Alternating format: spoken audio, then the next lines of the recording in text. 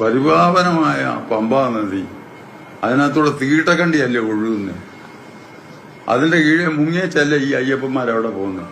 പമ്പയിലൂടെ ഒഴുകുന്നത് തീട്ടക്കണ്ടിയാണ്. നമസ്കാരം. പരിപാവനമായ പമ്പയിലൂടെ ഒഴുകുന്ന ആ സാധനം തടഞ്ഞു നിർത്താൻ മോദി ഒന്നും ചെയ്യുന്നില്ല എന്നാണ് സുകുമാരൻ നായർ പറയുന്നത്. അതെന്താ മണിച്ചേട്ടാ, പിണറായി വിചാരിച്ചാൽ ആ ഒഴുക്ക് നിർത്താൻ പറ്റില്ലേ? മുങ്ങിക്കുളിക്കണമെന്ന് പറഞ്ഞാൽ മുമ്പിൽ പുഴ വെട്ടിത്തരുന്ന മഹാമാന്ത്രികനല്ലേ പിണറായി വിജയൻ? അയ്യയ്യേ, ഒരു പ്രായമായി കഴിഞ്ഞാൽ ഇത്തരം കാര്യങ്ങളൊക്കെ ഇങ്ങനെ വിളിച്ചു പറയുന്നത് ഒരു വൃത്തികെട്ട സ്വഭാവമായി മാറിയിട്ടുണ്ട്. മക്കളും മക്കളുടെ മക്കളും പേരക്കുട്ടികളുമൊക്കെ ആയി, അതൊക്കെ ഓർക്കണം. ആ പിള്ളേര് എന്ത് വിചാരിക്കും? പരിപാവനമായ പമ്പയിൽ തീട്ടക്കണ്ടി ഒഴുകുന്നു എന്നാണല്ലോ അങ്ങ് പറയുന്നത്. പരിപാവനമായ പെരുന്നയിലിരിക്കുന്നതും അതുപോലെ ഒരു സാധനമാണെന്ന് ആരെങ്കിലും പറഞ്ഞാൽ എന്തു ചെയ്യും? സുകുമാരൻ നായരുടെ ആ കണ്ടി ഇതാ ഒരു ഉഗ്രൻ പാട്ടായി മാറിയിരിക്കുന്നു. പമ്പയിലൂടെ ഒഴുകുന്നത് തീട്ടക്കണ്ടിയാണ്. വിപ്ലവകാരികൾക്ക് മാത്രമല്ല SNDPയുടെയും NSSന്റെയും മൂപ്പിൽ ബ്രദേഴ്സിനും ആകെ വട്ടായ അവസ്ഥയാണ്. കഴിഞ്ഞ 10 വർഷമായി തുടർച്ചയായി ഭരിച്ച് നാടാകെ പ്രശോഭിതമാക്കിയ പിണറായി വിജയനോട് എന്താ സുകുമാരൻ നായർ പറയാതിരുന്നത്? ആ ഒഴുകി വരുന്ന സാധനം തടഞ്ഞു നിർത്തണമെന്ന്. താങ്കൾ പ്രതിനിധിയായി ശബരിമലയ്ക്ക് വിട്ട മുരാരി ബാബുവിൻ്റെ വീട്ടിൽ ഇന്ന് റെയ്ഡ് നടന്നായിരുന്നു. മാടക്കടയുമായിട്ടിരുന്ന ഒരു അച്ഛൻ്റെ മകനാണ് മുരാരി ബാബു.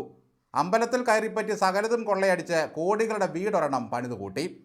അതൊക്കെ കൊണ്ടാണല്ലോ സതീശൻ ശബരിമല വിഷയത്തിൽ ആഞ്ഞടിക്കുമ്പോഴെല്ലാം സുകുമാരൻ നായർക്ക് പൊള്ളുന്നത്. ശബരിമല അയ്യപ്പൻ്റെ വാതിലും കട്ടളയും കൊടിമരവും ദ്വാരപാലകന്മാരും എല്ലാം സഖാക്കളുടെ വയറ്റിലും പാർട്ടി മേലാളന്മാരുടെ കീശയിലുമായി. അതിനെപ്പറ്റി ഒന്നും സുകുമാരൻ നായർക്ക് പറയാനില്ല. പമ്പയിലൂടെ ഒഴുകി വരുന്ന കണ്ടിയാണ് പുള്ളിക്ക് പ്രശ്നം. പരിപാവനമായ പലയിടത്തും വൃത്തികെട്ട സാധനങ്ങളൊക്കെ കാണാറുണ്ട്.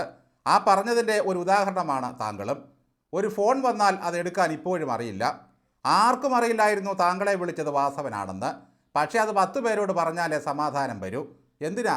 ഉച്ചയൂണിന് മുമ്പ് വാസവൻ വിളിക്കുന്ന പതിവുണ്ടായിരുന്നോ? വയറ്റിൽ നിന്ന് പോകുന്നുണ്ടോ എന്നറിയാനായിരിക്കും വിളിക്കുന്നത്. എല്ലാവരും ശബരിമലയിൽ പോകുന്നത് തൊഴാനാണ്. വാസവൻ ശ്രീകോവിലിൻ്റെ മുമ്പിൽ ചെന്ന് വയറും താങ്ങിപ്പിടിച്ച് നിൽക്കും. തൂണിലും തുരുമ്പിലും മാത്രമല്ല, എൻ്റെ വയറ്റിലും ദൈവമുണ്ടെന്ന ചിന്തയായിരിക്കും ആ നിൽപ്പിൻ്റെ പിന്നിൽ. ശബരിമല അയ്യപ്പനെ തൊഴാത്ത വാസവൻ പക്ഷേ മണിച്ചേട്ടനെയും വെള്ളാപ്പള്ളിയെയും തൊഴുതു നിൽക്കും. ഈ 2 സമുദായത്തിനും ഉള്ളതിനേക്കാൾ വോട്ട് അയ്യപ്പൻ്റെ കയ്യിലുണ്ടെന്ന് ഈ പാവങ്ങൾക്ക് അറിയുകയുമില്ല. വാസവൻ മന്ത്രിയായതിനു ശേഷമാണ് സുകുമാരൻ നായർക്ക് ഇത്ര മനംമാറ്റമുണ്ടായതും പിണറായി സ്നേഹം കൂടിയതും. സമദൂരവും ശരിദൂരവും കളഞ്ഞ് ഇപ്പോൾ ഒരു കമ്മി ദൂരത്തിലെത്തിയിരിക്കുകയാണ് സുകുമാരൻ നായർ. ചേട്ടൻ പറയുന്നത് പോലെ എന്തു വേണമെങ്കിലും ദേവസ്വത്തിൽ ചെയ്തു കൊടുക്കും വാസവൻ. സുകുമാരൻ നായർക്ക് എന്തെങ്കിലും ആപത്തോ അസുഖമോ വന്നാൽ തൻ്റെ കൈവശമുള്ള ഏത് ദൈവത്തെ വേണമെങ്കിലും അങ്ങോട്ട് പറഞ്ഞു വിടും. എത്ര പെട്ടെന്നാണ് മുരാരി ബാബു ഇത്ര വലിയ പദവിയിലെത്തിയതും കോടികൾ കൊള്ളയടിച്ചതും. ഇപ്പോൾ പല്ലും കോത്ത് അകത്ത് കിടക്കുകയാണ്. ഈ സുകുമാരൻ നായർ കയറൂരി വിട്ട മറ്റൊരു നേതാവാണ് ഗണേശൻ. ബാലകൃഷ്ണപിള്ള തള്ളിപ്പറഞ്ഞ കാലത്തും സുകുമാരൻ നായർ ഗണേശനെ ലാളിച്ച് വഷളാക്കി.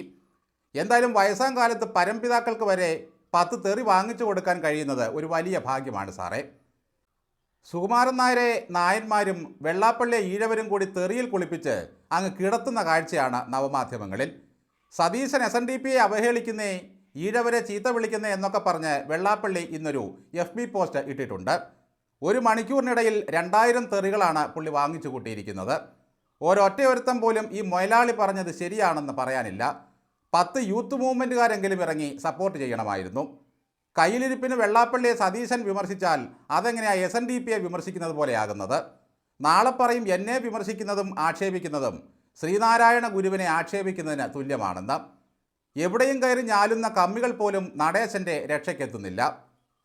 സതീശന് വട്ടാണെന്നും ഊളംപാറ കൊണ്ടുപോകണമെന്നും അയാൾ പന്നനാണെന്നും പറഞ്ഞ പുള്ളിയാണ് സതീശൻ SNDPയെ വിമർശിച്ചേ വേട്ടയാടുന്നതെന്ന് പറഞ്ഞ് കരയുന്നത്.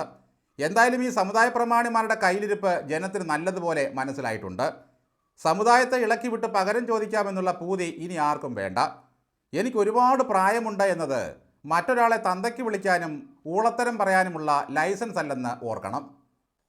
പിച്ചും പേയും പറയുന്ന പ്രായത്തിൽ അധികാര കസേരയിലിരുന്നാൽ ഇങ്ങനെയൊക്കെ സംഭവിക്കും. നമ്മുടെ ഭാവിക്ക് വേണ്ടിയാണ് ഇവരിങ്ങനെ ഇത്രയൊക്കെ ശരീരസുഖമില്ലാഞ്ഞിട്ടും നമ്മളെ സേവിക്കുന്നത്. പിണറായി പറഞ്ഞ മറ്റൊരു മഹാവാക്യം ഇപ്പോൾ കമ്മികൾ പ്രചരിപ്പിച്ചുകൊണ്ടിരിക്കുകയാണ്. ഇന്ത്യയിൽ സമാധാനത്തോടെ ജീവിക്കാൻ കഴിയുന്ന ഏക ഇടം കേരളമാണത്രേ. പക്ഷേ എനിക്ക് പുറത്തിറങ്ങാൻ ആയുധധാരികളുടെ കാവലും 56 വാഹനങ്ങളുടെ അകമ്പടിയും വേണമെന്ന് മാത്രം. നിങ്ങൾ പ്രതിപക്ഷത്താകുന്നതോടെ നാട്ടുകാരുടെ സമാധാനം കുറെ കൂടി പോകും. ഒരു ബന്ധോ ഹർത്താലോ കണ്ടിട്ട് എത്ര കൊല്ലമായി. ഒരാളെ കാറിൽ കയറ്റിയതിൻ്റെ ഫലം തദ്ദേശ തെരഞ്ഞെടുപ്പിൽ കണ്ടതാണ്. അടുത്തയാളെ ഡിക്കിയിൽ കൂടി കയറ്റിയാൽ ഫലം എന്താകുമെന്ന് ഇപ്പോഴേ പറഞ്ഞേക്കാം. പൊതുജനങ്ങളെ കൊണ്ട് SNDPക്കാരെ തെറിവിളിപ്പിക്കാനുള്ള പണി നടേശനും നായന്മാരെ തെറിവിളിപ്പിക്കാനുള്ള പണി സുകുമാരൻ നായരും കൃത്യമായി ഒപ്പിക്കുന്നുണ്ട്. വെള്ളാപ്പള്ളിയുടെ പോസ്റ്റിന് താഴെയുള്ള 2000-ഓളം കമൻറ്റുകളിൽ ഒരു 10 എണ്ണം പോലും നടേശനെ അനുകൂലിക്കുന്നുമില്ല. ഈ വെള്ളാപ്പള്ളിക്ക് 89 വയസ്സായി എന്ന കാര്യം അദ്ദേഹത്തെ പറഞ്ഞു മനസ്സിലാക്കി കൊടുക്കാൻ ആർക്കു പറ്റും? അണ്ണാക്കിൽ കൈയിട്ട് കാണിച്ചും മാധ്യമപ്രവർത്തകരെ കയ്യോങ്ങിയും നാവ് കടിച്ചും ആട്ടിയുമൊക്കെയാണ് വെള്ളാപ്പള്ളി ഇപ്പോൾ കലിതുള്ളുന്നത്. മൂപ്പിൽ നായർക്ക് പമ്പയിലെ കണ്ടിയാണ് പ്രശ്നം. ഈ കാരണഭൂതത്തിൻ്റെ കയ്യിൽ ചെന്ന് കയറുന്നതിൻ്റെ എല്ലാം ഗതി ഇങ്ങനെയൊക്കെയാണല്ലോ അയ്യപ്പ. വെളിവും തെളിവും അപ്രത്യക്ഷമാകും.